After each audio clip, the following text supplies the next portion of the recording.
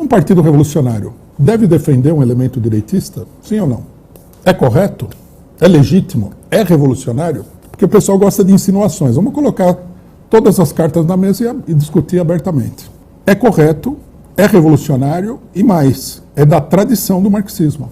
Vou ler para vocês aqui uma citação tirada de um livro essencial do marxismo, que é o livro do Lenin, O que Fazer. Eu vou ler várias coisas aqui, vocês vão me desculpar, mas aqui está envolvida a seguinte ideia, que apareceu muito. Teve gente que entrou lá e falou assim, nossa, que coisa horrível, Marx está revirando na tumba, não sei o que e tal. E nós vamos demonstrar que isso daí nada mais é do que uma manifestação alegre de ignorância crassa do marxismo. Lenin diz o seguinte, a consciência da classe operária não pode ser uma consciência política genuína. Veja bem, ele está falando da questão que para os marxistas é a questão mais importante de todas, a consciência da classe operária. Porque é no momento que a classe operária se transforma em classe totalmente consciente que a revolução acontece. A revolução é praticamente sinônimo da consciência revolucionária da classe operária. O que retarda a revolução em geral é a falta de consciência da classe operária. Então ele fala, a consciência de classe não pode ser uma consciência política genuína, a menos que os trabalhadores sejam educados a responder para todos os casos de tirania, opressão, violência, abuso, não importando qual classe social seja afetada. Quer dizer, não é um direitista. Se a burguesia, por algum motivo, for oprimida, você denuncia isso também. Por quê? A menos que os trabalhadores sejam educados, acima de tudo, a responder de um ponto de vista social-democrata, nós diríamos hoje marxista ou trotskista, revolucionário, e não de outro. A consciência das massas trabalhadoras não pode ser uma consciência de classe genuína, a menos que os trabalhadores aprendam de fatos concretos e, acima de tudo, específicos e políticos e acontecimentos e aprendam a observar cada uma das outras classes sociais em todas as suas manifestações intelectuais, éticas e políticas. O estilo do Lenin é inconfundível, é um estilo bem preciso, né? Ele não deixa pedra sobre pedra. Quer dizer, aprender sobre a base dos fatos, de todas as classes sociais e de todos os tipos de fatos, intelectuais, políticos, sociais, tudo. A menos que eles aprendam a aplicar na prática a análise materialista e a avaliação materialista de todos os aspectos da vida e da atividade de todas as classes, camadas e grupos da população. Né? Não tem muito o que discutir. Tudo. Aconteceu um fato de opressão, que é um fato político por excelência, você tem que responder. Para que os trabalhadores sejam educados, aprendam a reconhecer os acontecimentos sobre a base da sua própria experiência. Aqueles que concentram a atenção, observação e consciência da classe trabalhadora exclusivamente, ou até mesmo principalmente sobre si mesma, não são social-democratas. Quer dizer, quem só fala da classe trabalhadora não é revolucionário, não é marxista. Marxista é o cidadão que fala de todos os problemas da sociedade. O autoconhecimento da classe operária está indissoluvelmente ligado, mas não apenas, com uma compreensão absolutamente clara e teórica, ou seja, não tanto como teórica, mas com o conhecimento prático das relações entre as várias classes da sociedade moderna, adquirido através da experiência da vida política. Então, eu acho que isso daí responde o problema do monarca, porque tem gente que fala assim, ai, coitadinho dele, ele é milionário, né? Ele é rico, ele não sei o quê, ele só fala abobrinha, ele é um tonto, ele é isso, ele é aquilo. Não importa. Aqui para nós é uma equação matemática. O regime político ataca um indivíduo, X. Se ele é operário, se ele é burguês, se ele é negro, se ele é branco, não faz diferença para nós. E o ataque aqui é um ataque perverso, calunioso.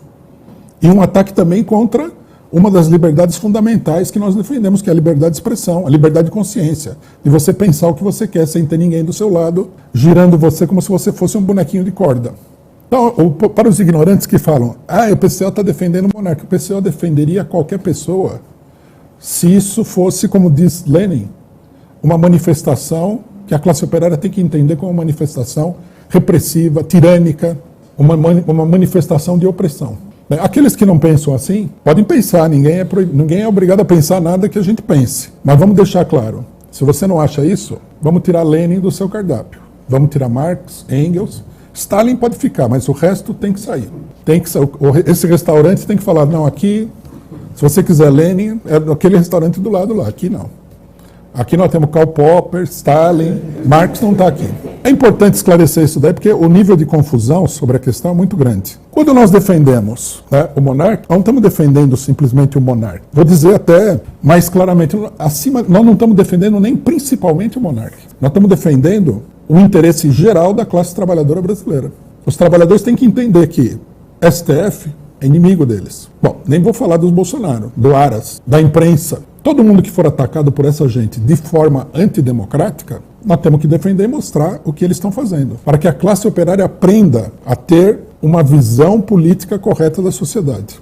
Isso aí existia na época, em tempos imemoriais, a pessoa tinha a morte civil, quando ele era traidor da pátria, alguma coisa assim, decretavam que ele estava morto para a sociedade. Agora tem o cancelamento, é a volta de costumes tradicionais maravilhosos, né? Uma parte da esquerda não para de pedir o cancelamento do PCO e da minha pessoa particularmente. Então, o primeiro fato é isso daqui, mostrar o que realmente está acontecendo. É uma campanha de calúnias feita pela grande burguesia, pela direita, em aliança com a extrema-direita, né, com o aplauso da esquerda. Bom, notar bem essa configuração das coisas, porque nós vamos depois mostrar a importância política desse problema. Uma questão que... Bom, nós, logicamente, que nos opusemos a tudo isso. Para a honra do nosso partido, nós nos opusemos de bate-pronto. Quer dizer, nós nem paramos a bola. Do jeito que veio, a gente devolveu. O que mostra que nós temos reflexos políticos bem aprimorados. Bom, uma questão, né? Que nós temos que debater com várias coisas que foram colocadas aí, que estão aí no imaginário, para dizer assim, da esquerda nacional. Há frequentemente a acusação, a insinuação de que nós estamos defendendo a direita, né? Então vamos colocar o problema abertamente. O segundo ponto, né, esclarecido esse primeiro, é o problema famoso da liberdade de expressão. Nós estamos vivendo numa nova época de obscurantismo. Hoje, por exemplo, a posição da burguesia mundial é a seguinte: liberdade de expressão não pode ser absoluta. O que a gente pode traduzir de forma mais geral da seguinte maneira: não exagerem com a liberdade, porque a liberdade não pode ser absoluta. Já está colocado isso daí.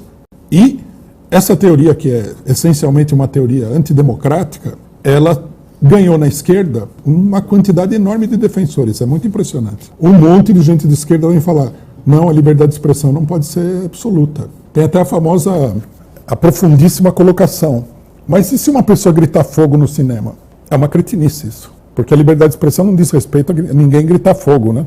Assim como se você está cortando uma árvore e você gritar lenha, é um aviso para o pessoal sair da frente, não é liberdade de expressão. Nem tudo que é falado, nem todo som que é emitido é expressão de um pensamento próprio. Claro que é difícil que, no atual nível de desenvolvimento da burguesia brasileira, os intelectuais da burguesia consigam entender que grunhir simplesmente não é uma forma de expressão no sentido que a gente está falando. É uma forma de expressão. Você está expressando aí, sei lá, dor de barriga, alguma coisa. A liberdade de expressão diz respeito a você defender um determinado ponto de vista, uma determinada ideia. Se você, por exemplo, gritar fogo no cinema, isso aí não tem absolutamente nada a ver com a liberdade de expressão. É uma exemplificação cretina, né? Vou falar de outras cretinices que aparecem no debate. Bom, vamos considerar primeiro esse problema aí. Queria pegar aqui uma colocação de um dos juristas nazistas sobre o problema da lei e o problema, acho que eu não vou localizar aqui. A citação é mais ou menos o seguinte: você tem a lei, né, diz o nazista. Então a lei diz que você pode fazer tal e qual coisa, mas isso não pode ser absoluto. Se você, ao fazer tal e qual coisa, veja aqui a pegadinha e a questão mais importante. Se você, ao fazer tal e qual coisa, isso daí contrariar o interesse coletivo da sociedade, você não pode fazer. Isso foi discutido, né, por várias pessoas. É direito jurídico nazista. Nazista mesmo, do Terceiro Reich, não do nazismo qualquer. Os nazistas, eles estabeleceram o seguinte: a estrutura legal da sociedade não é o império da lei, onde a lei deve dizer claramente, deve determinar claramente o que é que se pode fazer e o que é que não se pode fazer. Não. Se a lei disser que pode fazer, um juiz pode interpretar, pelo interesse da sociedade, que você não pode fazer. Quer dizer, a lei deixa de existir. A lei se transforma no quê? Na vontade do juiz, numa interpretação arbitrária. Eu já tinha falado aqui, né, contra a ideia dos direitos coletivos, que a ideia do direito coletivo é uma ideia nazista, não é uma ideia democrática. E esse cidadão fala isso. Depois eu vou publicar, eu não estou achando agora a questão, mas eu vou publicar depois. Então, nós estamos entrando na era do direito nazista, porque as alegações são todas nesse sentido. Você teria o direito, mas se isso causa, não é um direito. Apareceu no caso da vacina. Seria um direito da pessoa não ser forçada a ser medicada por outra pessoa, pelo Estado e tal. Seria um direito dele. Mas como contraria o direito da sociedade, não é mais um direito. Quer dizer, logicamente que as pessoas que falam isso daí, tem os que falam isso daí sabendo do que estão falando, lógico, e tem os que repetem isso daí de uma maneira acrítica, sem saber o que estão falando. Esses que repetem sem saber o que estão falando, eles acham que quando você fala direito coletivo, porque coletivo é uma palavra bonita, né? Não tem assim, o coletivo de tal, a coletividade, né? Ele pensa que no direito funciona da mesma maneira que em outras coisas da vida. Mas no direito não funciona assim. Não existe esse ente coletivo. O único ente coletivo que tem no direito é o Estado. Não tem a coletividade tal e qual. O que você tem são os indivíduos, numa sociedade sobre a base que se apoia sobre o Estado de Direito. Então, a sociedade ela determina quais são os direitos que esses indivíduos têm diante do Estado. Esse é o único tipo de a única maneira de entender o problema do direito. E quando alguém invoca o direito coletivo, vocês podem ver que é sempre por alguma coisa reacionária. Porque a ideia é reacionária, né? O direito do indivíduo é um direito da coletividade, digamos assim. Porque se você fala, fulano de tal não pode ser submetido a um tratamento tal. Todo mundo, todos os indivíduos, o conjunto dos indivíduos. Por que a lei não abstrai isso daí numa coletividade? Por que não coloca assim, o direito da sociedade? Porque isso não existe enquanto tal no mundo jurídico. Você não pode atribuir direitos, exceto justamente direitos políticos, exceto ao indivíduo nesse caso. Na defesa da teoria antidemocrática, isso daqui eu já considero que é meio degradante para o ambiente político, principalmente da esquerda, vem um monte de gente aí aqui eu acho que cabe uma explicação, né? Que é o seguinte, eu não tenho nada contra a pessoa ter uma cultura pop, né? Antigamente era chamado de conhecimento vulgar. Quer dizer, vulgar quer dizer o que as pessoas em geral sabem das coisas, né? Então, por exemplo, numa determinada época, o conhecimento vulgar é que a Terra era plana. E estava errado. Às vezes está certo, às vezes está errado. Depende do conhecimento vulgar. Mas é o conhecimento do vulgo, do povo, das pessoas comuns, né? Tudo bem.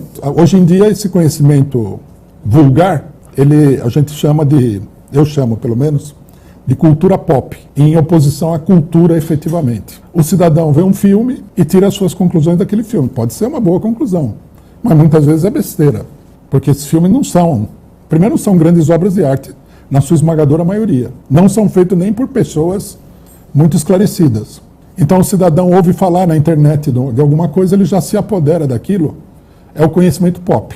O ídolo pop do momento, na questão política, é um reacionário famoso chamado Karl Popper, que apareceu aqui, todo mundo cita esse infeliz, né? É extraordinariamente degradante ver a citação. Tudo bem, citam ele adequadamente, porque ele fala assim que você não pode tolerar os intolerantes. É uma bestialidade isso daí, porque se você não pode tolerar os intolerantes, então a tolerância deixa de existir e você cai numa ditadura. É simples assim. Daí o pessoal fica empolgado, né? Porque a cultura pop ela se alimenta muito da vaidade das pessoas. Então, para embelezar esse tipo de besteira, né, isso aí foi chamado, não sei se o próprio Popper chamava ou se outras pessoas chamam, de paradoxo da intolerância. Quer dizer, o paradoxo seria o seguinte, você tem a sociedade é tolerante, o que já é uma besteira, porque a sociedade não é nem um pouco tolerante. Aí tem um grupo intolerante. Quem que é intolerante? Por que ele é intolerante? Também ninguém sabe. Então, é um paradoxo. Para manter a sociedade tolerante, você tem que acabar com o intolerante. O que é um disfarce para dizer que os poderosos podem se livrar das pessoas que eles não gostam. É uma besteira. Não é filosofia, isso é cultura pop. E o pessoal vem com esse negócio.